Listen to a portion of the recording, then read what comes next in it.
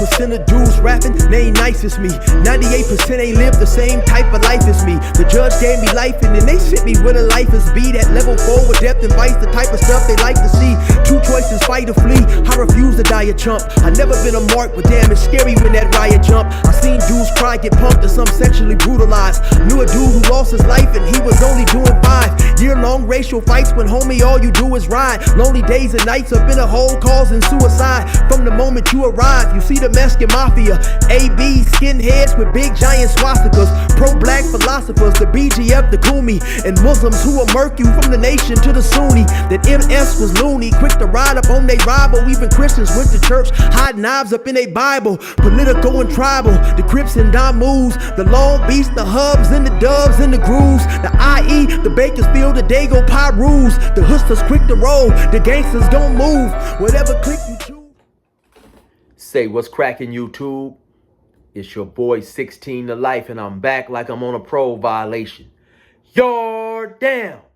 Now, for those of y'all that's new to my page, in 1994, I got arrested. I was eventually sentenced to 16 years plus life. I served 24 years straight in the California prison system.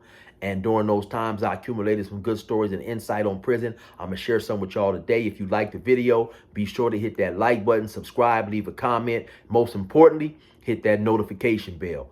Also, yeah, that's me rapping right there on the intro. The flow is nothing like Curtis Blow. If you want to hear more of my music, go to my YouTube playlist, scroll down to gas stations, and you will find some of it there. Now, let's hop into this video right here. Almost from the day I started doing my prison YouTube videos, people have left comments in the comment section asking me, what happens if you go to jail and you happen to be gay? Okay, so for the record, and to keep it 100 like I always do, I have never seen a gay Hispanic, whether Southsider or a Northerner, in prison. For whatever reason, they don't permit that. So if they hit the line, they're either gonna remove them or get at them and tell them you gotta voluntarily remove yourself, or we will remove you, because we're not programming with any homosexuals. And so, for whatever reason, the blacks don't push that line, you know. Now, I have been at some prisons where a homosexual come to the line. Nobody wants to move in the cell with him. Nobody wants to allow him to move in the cell that they're already in. So eventually, they're removed. But more often than not, somebody is willing to accept them. Of course, more than likely, because that somebody wants to be in a relationship or have relations with the homosexual. Don't get it twisted though.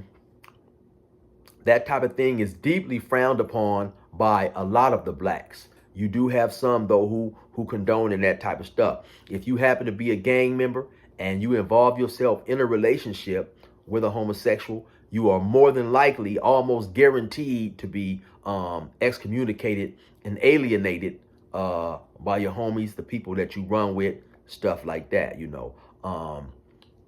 I think a lot of people assume that when you go to prison, there's a lot of predatory type homosexual activity, you know, people being preyed upon in a sexual manner. And in my experience, that has been untrue, you know. I didn't get to prison until 1996. I had a homie, good friend of mine, he started going to prison in '89, and he said he did see a lot of situations where people were preyed upon in a sexual manner.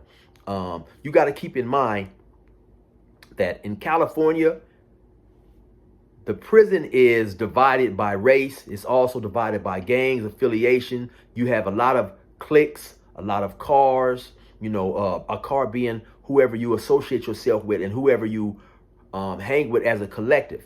These organizations, collectives, cars, and cliques are not going to allow a person from their respective organization or car or race to be preyed upon by someone else, first and foremost because it makes them look weak. So in the event something like that does occur, they're definitely going to go confront that person, probably 9, 10 deep, 4 or 5 deep, and violently remove that person. I have heard of times where people were violated, you know, and more than not, it's by their own homie. A person may move or pull someone in their cell. Sometimes it might be a person claiming their gang or affiliated with their gang who really wasn't claiming it or affiliated on the streets. And so the person who has moved this other person in feels that this person is weak and he can take advantage of him in that way. I've heard situations where people have got their cellies drunk on jailhouse liquor known as Pruno to take advantage of them. I've also heard sometimes, situations where people will move somebody in, one of their homeboys that's just new to prison, that just started claiming a gang or whatever, on the pretending that he's going to look out for him, watch over him or whatever, gets him in the cell and tells him, hey, this is prison, man. You need to work out. You need to be able to defend yourself. Let's work out, So now, of course, this dude has been working out for maybe 2-3 years, maybe 10, 15 years. There's no way a person who's never worked out before is going to come in and be able to hang with a person who's been working out for years upon years. And so, he works his guy out, does a lot of push-ups, burpees. Maybe they might have a heavy water bag in there, lifting that and stuffing, and gets this guy extremely tired to the point he can't defend himself, and then tries to take advantage of him like that. So I've heard different situations like that, right? One time I had a homie who his cellie had went home maybe 2 or 3 days before. He didn't have a cellie. He was out on the yard working out, playing basketball or doing whatever he was doing. He gets back to the cell and they gave him a cellie. Now his cellie, my homie at the time was probably in his late 20s. The cellie that they gave him definitely was probably in his early 50s, late 40s. He wasn't a flaming homosexual, but you definitely could tell his fire was still lit. You know what I'm saying? And so my homie, he, after being in the cell with him a couple of minutes, he recognized it or whatever. So he happened to ask him. He said, hey, man, I got a question, no disrespect, but, are you gay or whatever?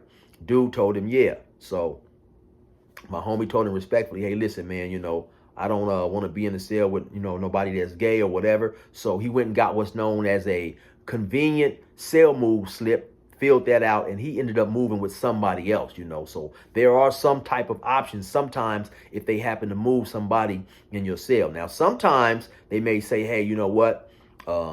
We don't have any other bed space. The prison is full. There's no other place to move him. So you have to accept this dude for right now. In that situation, I have seen some people say, hey, listen, I'm going to the hole and just take me to the hole. Or they'll refuse to allow that person to come up in there if they can look at that person and tell that that person is a homosexual. At the end of the day, the guards run the prison. They'll come and tell you sometimes, hey, well, listen, man, either you accept this dude as a cellie or we're going to take you to the hole. And I've seen some people go to the hole as opposed to being in a cell with a homosexual. Listen, man, there's no way I'm going to be in a cell with a, let's say, a oral snake charmer. You know what I'm saying? It's just not going to happen, So with me, I'm going to prefer to go to the hole. You're only going to stay in the hole a day or two, couple of days, maybe, a week at most. And just, hey, tell them that's not my get down. I'm not just to be in a cell with a person that's, that's gay. And that's what's going to happen. We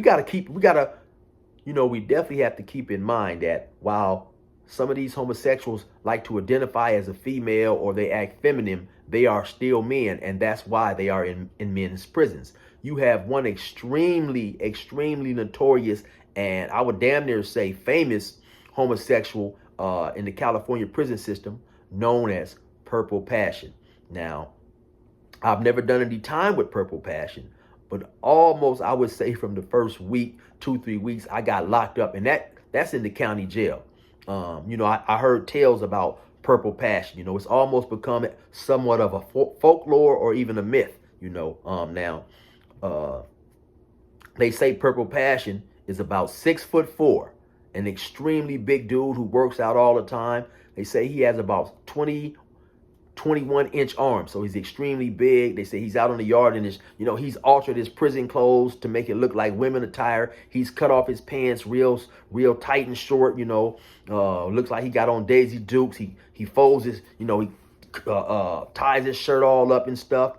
And I've heard stories about this dude. Allegedly, taking sex from dudes who he found appealing. Now, whether this is true or not, I don't know. I've heard people in his cell, he knock them out, have his way with them. They wake up with a Snickers on their chest. Now, whether that's true or not, like I said, I don't know. The guy is definitely true, and he's a notorious, homosexual. I remember a time too, I was in Ironwood, man. I was on Sea Yard. I ain't gonna say the name of this dude, right? But this dude was what you would consider a super crip. And what I say by super crip is he was one of those dudes that really thought he was tough, was really about his cripping. Sometimes kind of problematic, always into stuff. Now, had you told that dude that years down the line he would be in a homosexual relationship in prison, he probably would have tried to kill you or take your head off. But that's just what happened. So we at Ironwood, Sea Yard. Now, maybe about, I would say maybe 8-9 years later, maybe a little longer than that, I get to CMC East. Now, he's on CMC. He's at CMC East. He's on the Sea Yard, though. Now, the Sea Yard is notorious for having a high homosexual presence, and sometimes how a lot of people would get to Sea Yard or just get to Sea Yard is they have what's medication that's known as heat meds. And when you take heat meds, you can't be outside once it goes over 90 degrees because the heat can affect you in a negative way. And so you'd have some people, may go at whatever prison they're at if they don't want to be there or whatever, or they're just trying to get to CMC East Sea Yard. They go see the psych. They tell the psych, I've been having thoughts about harming myself, killing myself or whatever. And so they take you to the hole. They end up putting you on this medication. Then they move you to, they eventually, I believe it's only 2 prisons that take people who are on those heat meds. And so that's how a lot of them wound up on that particular yard, right? And so it's almost was like kind of like a safe haven for him, I guess, And so anyway, the dude who I knew, I found out he was over there. Come to find out, this dude is in a full-fledged homosexual relationship. They having domestic abuse issues. They in there loving each other and doing whatever they doing. From time to time they outside fighting on the yard. Other times when the guy was going to work, the homosexual dude, the other dude is at the gate kissing him in the morning like Fred Flintstone used to kiss Wilma. So, it's all types of stuff going on up in prison. Sometimes they're ostracized, sometimes they're accepted. It just all depends on the individual, But anyway, that's pretty much the story right there. People often ask me what happens when people who are homosexual come to prison, and it just all depends, I guess, on what prison you land at, who's on the yard, and stuff like that. But anyway, you already know what it is. It's your boy 16 to life. Resume normal program. The crackers let me out the gate, now the pressure's on. What? We about to get this shit straight like a pressing cone. Okay. The wrong cat to get aggressive on. I bring the bitch up out of niggas while you think they got them dresses on. My reach long and that's the best type. To have some dirty white boys come and smoke you like a meth pipe. And leave your chest bright red like a fire truck. Kicking your mom's door at night, nigga, and tie her up. I'm wild as fuck and I'm respected by the new youth. I put this pistol in their ear like a Bluetooth. I blow their brains on their new coupe. And have red everywhere just like a function full of soup whoops. Tell your troops I deal with beef like a butcher. My 4-5 pump more guys than Ashton Kutcher. Line pusher, quick to bury your clown. Nigga, I stayed in the park like the merry-go-round. Get it? That gang greasy bitch, that gang need me. Oh, you niggas don't know my name. That gang greasy bitch, that gang need me. I'm out here doing my thing. That gang greasy bitch, that gang need me. I swerve in my own lane. That gang greasy bitch, that gang need me.